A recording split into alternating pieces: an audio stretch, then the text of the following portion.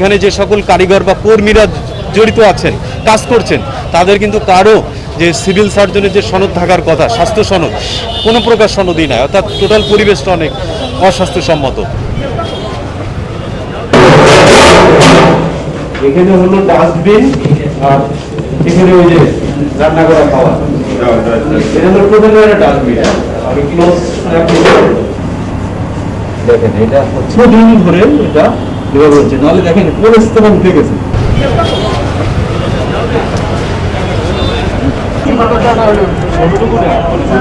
আমাদের মূলত যে জনস্বার্থে দৈনন্দিন যে ভ্রাম্যমাণ আদালত পরিচালিত হয়, তারই অংশ হিসাবে আজকে আমরা জিন্দাবাজারস্থ যে ভোজনবাড়ি রেস্টুরেন্ট, সেখানে র্যাব ৯ আপনার নিরাপদ খাদ্য কর্তৃপক্ষ এবং বিএসটিআই কর্তৃপক্ষের প্রতিনিধির উপস্থিতিতে আমরা এখানে সুনির্দিষ্ট অভিযোগ এবং আমাদের যে ইন্টেলিজেন্সি নিউজ, সে ভিত্তিতে আমরা এখানে আজকে ভ্রাম্যমাণ আদালত শুরু করেছি। এবং আপনারা দেখেছেন আমরা দীর্ঘ সময় এই ভোজনবাড়ি রেস্টুরেন্টে ছিলাম। এখানে থেকে আমরা বিভিন্ন ধরনের লুপহোলস এগুলো আইডেন্টিফাই করেছি। এই যে অত্র রেস্টুরেন্টের যে লাইসেন্স, যে রেগুলেটরি যে কাগজপত্র থাকার কথা, এই লাইসেন্স কিন্তু প্রায় ৩ বছর আগে মেয়াদ উত্তীর্ণ হয়ে গিয়েছে। এছাড়াও প্রিমিজেস লাইসেন্স সহ অন্যান্য লাইসেন্সও কিন্তু এটা মেয়াদ উত্তীর্ণ হয়ে গিয়েছে। তাতে রেগুলেটরি যে পার্টটা, এই পার্টের অনেক কিছু এটা মেয়াদ উত্তীর্ণ। সাথে সাথে আপনারা দেখেছেন যে এখানে অত্যন্ত অস্বাস্থ্যকর এবং নোংরা পরিবেশে এবং অনেক নষ্ট খাবার যেগুলো আছে, যে ২-১ দিন আগের খাবার, যেটা আপনার চিকেন গ্রিল থেকে শুরু করে এগুলো কিন্তু আবার ফ্রিজে রাখা হয়েছে। এবং রান্না করা খাবার এবং আপনার যে কাঁচা খাবার, যেটা কিন্তু আমাদের নিরাপদ খাদ্য আইন অনুযায়ী একসাথে রাখা নিষেধ, এগুলো কিন্তু করা হচ্ছে। এবং এখানে কোনো প্রকার যে স্বাস্থ্যসম্মত পরিবেশ, যেটা সংরক্ষণ করা অতীব জরুরি ভোক্তার স্বার্থে, সেটা কিন্তু এখানে কোনোটাই মেনটেন করা হয়নি।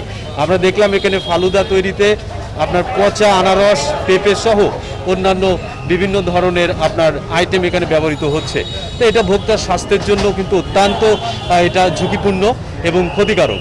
তো ইত্যাদি বিষয় বিবেচনা করে, আর যেহেতু এই প্রতিষ্ঠানের লাইসেন্স মেয়াদ উত্তীর্ণ হয়ে গিয়েছে, সম্পূর্ণ জনস্বার্থে এবং আপনার যে ভোক্তার স্বার্থ বা ভোক্তার যে অধিকার, সেটা নিশ্চিত করার জন্যে এটা সাময়িকভাবে এটা লাইসেন্স পাওয়ার আগ পর্যন্ত এটা আপনার বন্ধ করা হচ্ছে।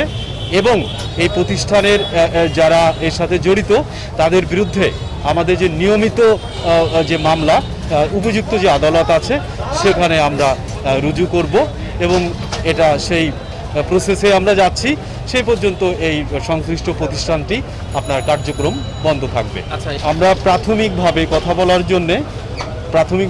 বলার জন্য অত্র প্রতিষ্ঠানের একজন ম্যানেজার এবং সুপারভাইজার, তাদেরকে আমরা প্রাথমিক কথা বলার জন্য নিয়েছি।